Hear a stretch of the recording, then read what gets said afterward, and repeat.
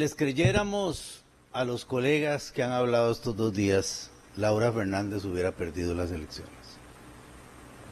Esa Costa Rica que nos describieron, destruida y cargada de enojo por el pueblo, ese enojo es hacia ustedes, no hacia nosotros. Este pueblo votó por la continuidad, porque se sintió contento, feliz y satisfecho por un gobierno lleno de éxitos, con problemas, con dificultades, pero exitoso. Así que esa distopía que ustedes han querido construir se les revierte a ustedes. Ese enojo ya tiene décadas hacia Liberación Nacional y hacia la unidad, y a otros nunca los ha elegido porque sabe que no son capaces de gobernar. Decía Víctor Hugo que el futuro tiene muchos nombres. Para los débiles es lo inalcanzable, para los temerosos lo desconocido, para los valientes como nosotros es una oportunidad. Frente a esas críticas y señalamientos políticos al mensaje presidencial, en muchos de ustedes, no en todos, cargados de mezquindad, les recuerdo a Martí: el sol quema con la misma luz con que calienta, el sol tiene manchas, los desagradecidos solo hablan de las manchas, los agradecidos, como este pueblo, hablan de la luz. Los datos van a enseñarles a ustedes que no estudiaron su lección. Entre el 2023 y el 2026, aunque mi colega y amigo don Edgardo Araya no lo crea, han disminuido los delitos en un 22%. Estudie, lea y cultívese. Ahí están los datos. Los homicidios han aumentado entre el 2023 y el 2026, sí, en un 23%. Pero esa siempre ha sido la tendencia. En la época del Nobel Arias, entre el 2006 y el 2010, no aumentaron un 23%, aumentaron un 42%. Pasaron de 369 a 527. Hoy han aumentado un 23%. Pero vienen disminuyendo. Se aplanó la curva de ascenso. De 906 homicidios en el 2022, pasaron a 870 en el 2025. La curva de crecimiento se aplanó y se inició la disminución. El que no lo quiera ver es porque no quiere. Ahí están los datos fríos, las estadísticas del OIJ, no las de Casa Presidencial. Pero nos enrostran una comparación que me movió a risa, que murieron más personas ahora en estos 4 años que en la Guerra Civil del 48. Una linda historia. Calculémoslos por cada 100,000 habitantes. En ese mes de 1948, entre el 12 de marzo y el 24 de abril, murieron entre 2.500 y 3.000 personas. Calculado en la población de esa época fueron 363 muertos por cada 100,000 habitantes. Y ahora tenemos 16.5. Si seguimos a este ritmo, pronto escucharemos a los colegas del frente haciendo los cálculos con los muertos de la guerra de Troya. Claro, hay una percepción real de que los homicidios crecen. 70% causados por sicariato, venganza y ajuste de cuentas. Los homicidios en Costa Rica no son un fenómeno generalizado, no es un aumento general de la violencia, es un fenómeno prioritariamente masculino, territorial, reciente y criminal, no es económico.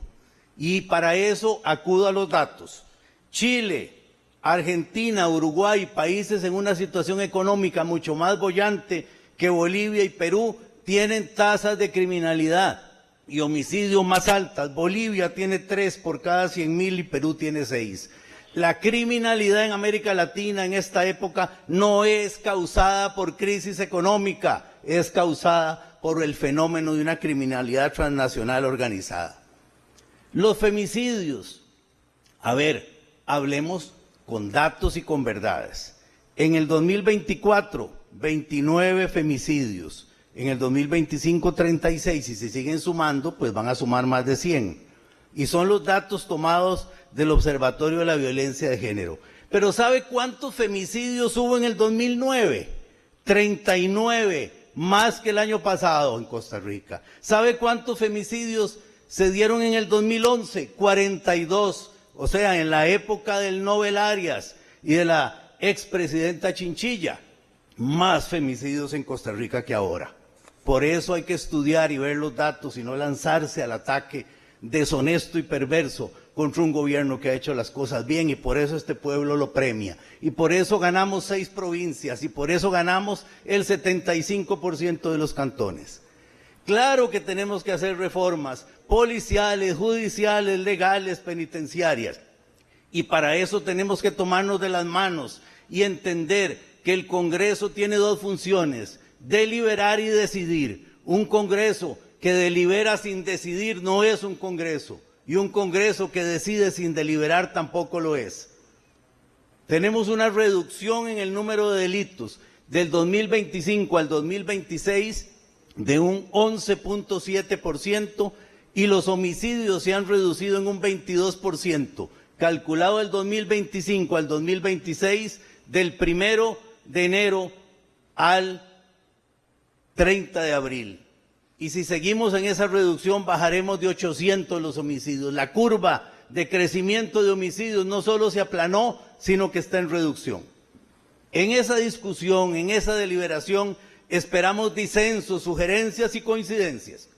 Pero yo, con el respeto que ustedes me merecen, les recuerdo la famosa frase del parlamentario inglés Disraeli, que la repetía mucho Winston Churchill: cuando estés en el gobierno, actúa como si mañana fueras a hacer oposición. Pero cuando estés en la oposición, piensa y actúa como si mañana fueras a hacer gobierno. Eso nos llama a la responsabilidad de todos, porque estar en el gobierno no es para siempre, y estar en la oposición tampoco. Somos hijos de un pasado y herederos de un Estado de Derecho, que garantiza los derechos de los imputados y el respeto y la defensa de las víctimas. Hoy no podemos enfrentar la criminalidad con las reglas del ayer. Para luchar contra esta criminalidad transnacional, que es más poderosa que los propios estados, debemos actualizar nuestro sistema legal y judicial, y hacerlo sin descalificaciones irresponsables ni perversas, cargadas de malignidad y mentira. Este gobierno apoyó la extradición a nacionales, presentó el proyecto, lo impulsó, para recibir de parte de algunos los ataques de que somos un narcoestado. No, hemos recibido las felicitaciones del gobierno de los Estados Unidos y de toda la comunidad internacional. Rodrigo Chávez nos abrió los ojos y nos devolvió la fe en la patria.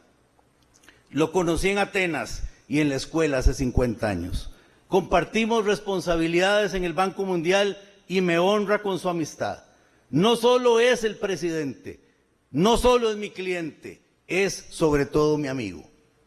Y a él, para terminar, le dedico la frase elegante de Bertolt Brecht: hay hombres que luchan un día y son buenos, hay otros que luchan un año y son mejores, hay quienes luchan muchos años y son muy buenos, pero los hay quienes luchan toda la vida.